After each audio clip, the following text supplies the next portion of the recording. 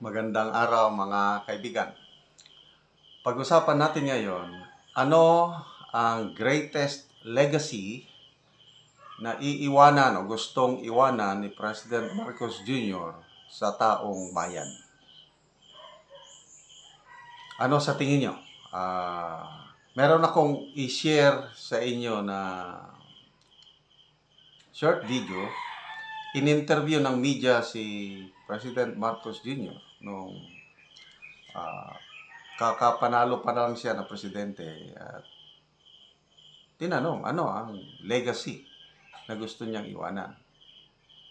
So, yung sagot niya malalaman natin. Kaya lang, ngayon, after more than 2 years na siyang nasa pwesto, ano sa nakikita niyo na alaala na iiwanan niya sa taong bayan? Yung magandang alaala kung meron.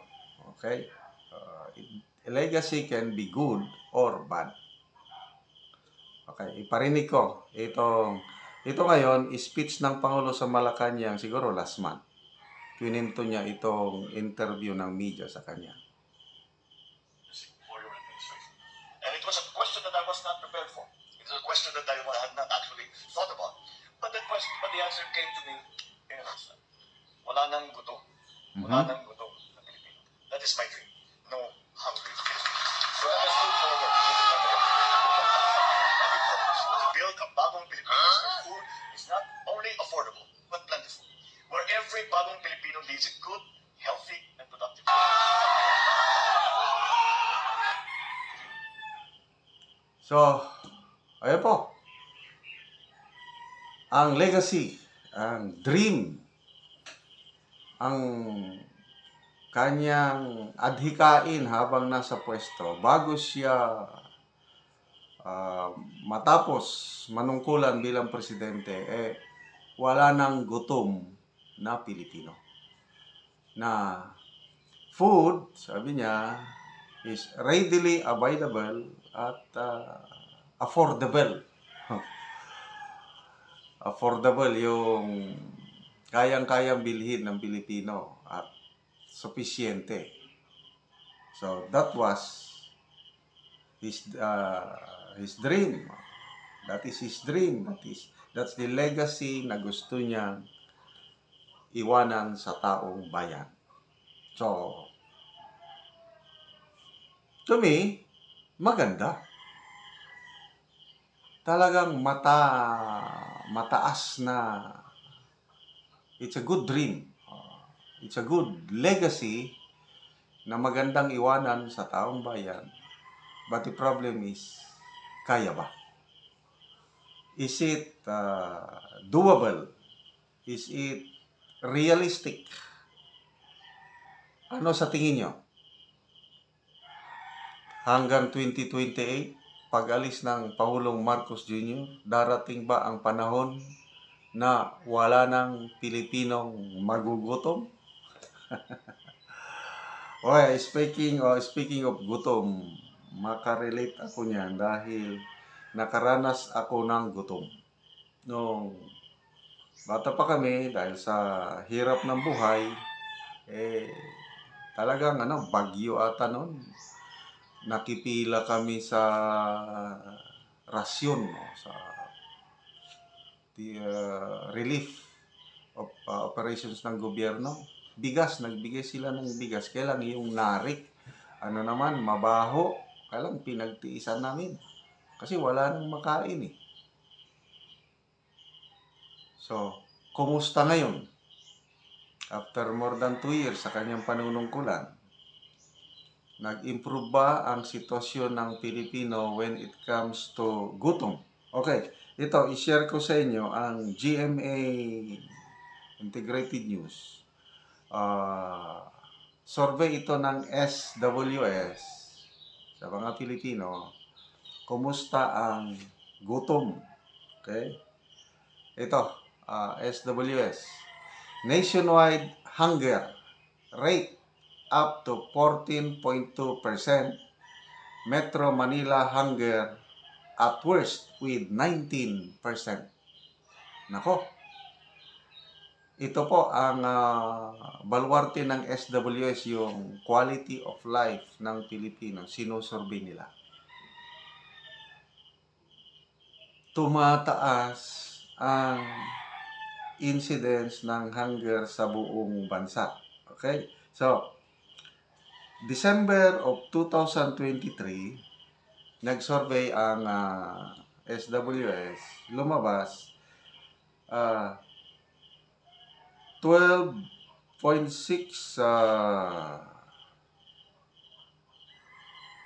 12.6% ang hunger incidence, yung involuntary hunger. 12.6 December of 2026.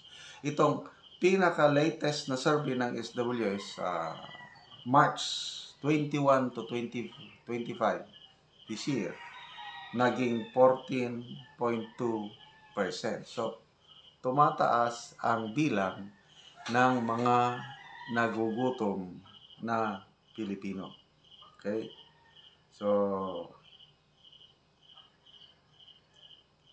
ano pa itong sa hanggang? Mayroong tinatawag na moderate hunger at severe hunger. Ito yung na-experience ng mga tao. Okay?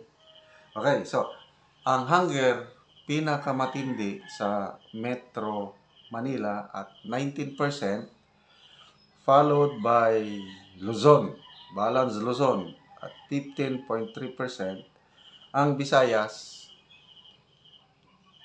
15%, at ito, Mindanao, pinakamababa, 8.7% lang ang incidence ng hunger sa Mindanao. So, ibig sabihin, ay mas maswerte pala ang taga Mindanao. Kasi mas kakaunti ang nagugutom. Okay? So, ano ba? So, bakit ano ba ang programa ng gobyerno natin para maibsan ang hunger? Meron tayong Presidential Advisor on Poverty Alleviation. Trabaho sana ito ni Mr. Larry Gadon. Kaya lang, anong maitutulong ng isang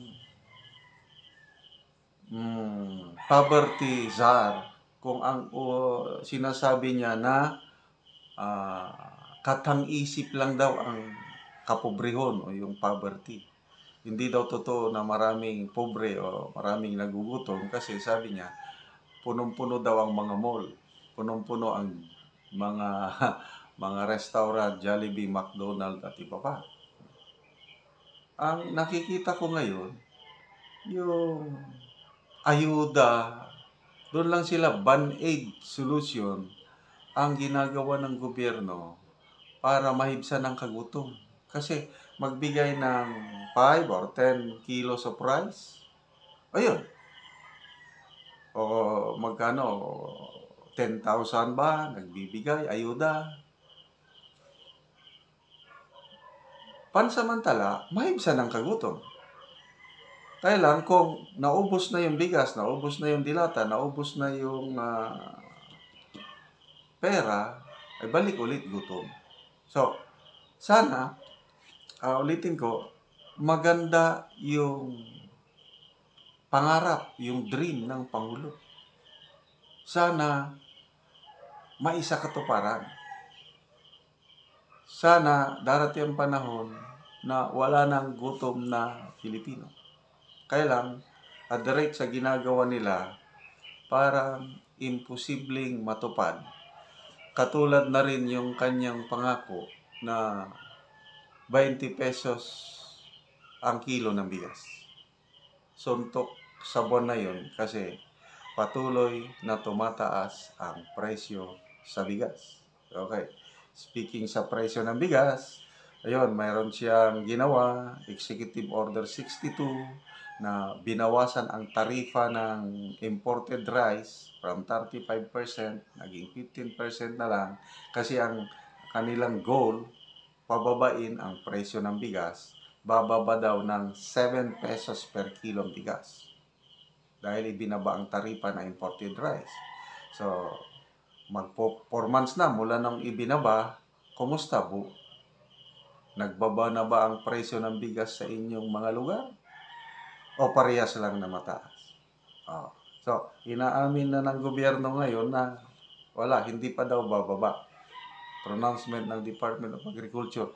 Sa January na daw natin mararanasan ang pagbaba ng presyo ng bigas. O sana nga, magkatotoo. Kailan kawawa yung mga farmers, nalulugi na sila dahil binahana ng imported rice ang merkado.